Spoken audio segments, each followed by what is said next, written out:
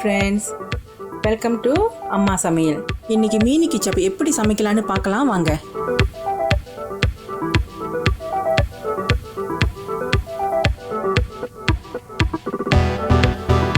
சட்டியில் எண்ணெய் ஊற்றிக்கிங்க. பொடுசா வெட்டி வச்ச இஞ்சை சேர்த்துக்குங்க. பொடுசா வெட்டின பூண்டையும் சேர்த்துக்குங்க. பொடுசா வெட்டி வச்ச வெங்காயத்தையும் சேர்த்துக்குங்க. எல்லாத்தையும் சேர்த்து நல்லா வதக்குங்க. பொடுசா வெட்டின ஊசி மிளகாவையும் சேர்த்துக்குங்க. தக்காளி பழமும் ஷித்தாக்கி காளானையும் சேர்த்துக்குங்க. நல்லா வதக்கி வேக விடுங்க.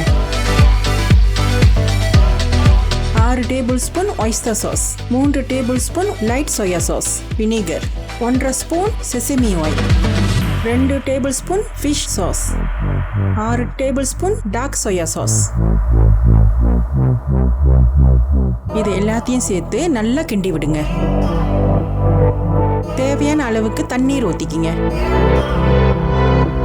உப்பு பார்த்து போட்டுக்குங்க, ஏன்னா நம்ம நிறைய வகை கிச்சப் சேர்த்துருக்கோம். 1 table spoon sweet soya sauce, 1 table spoon white pepper. எல்லாத்தையும் சேர்த்து நல்லா கொதிக்க விடுங்க. இப்போ மீன் எப்படி பொரிக்கலான்னு பார்க்கலாம் வாங்க. நான் இன்னைக்கு இந்த ரெசிபிக்கு வவ்வா மீன் பவிச்சிருக்கேன். உப்பும் மஞ்சளும் சேர்த்து மெரினேட் பண்ணி பொரிச்சு வச்சுக்கோங்க. இந்த பதத்துக்கு பொரிச்சு எடுத்துக்குங்க. பொரிச்ச மீனை கிச்சப்பில் சேர்த்துக்குங்க.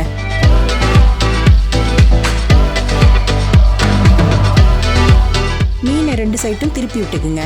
அப்போதான் மீனுக்குள்ள நல்ல சாஸ் இறங்கும். மீனை இந்த சாஸோடு சேர்த்து நல்லா கொதிக்க விடுங்க. ஸ்ப்ரிங் அனியன் சேர்த்துக்குங்க. வவ்வால் மீன் கிச்சாப் ரெடி ஆயிடுச்சு. இந்த மீனை சுட சுட சோத்துல வச்சு சாப்பிட்டா எப்படி இருக்கும் தெரியுமா? நீங்க வீட்டில் செஞ்சு சாப்பிடுங்க, அப்பதான் உங்களுக்கு தெரியும்.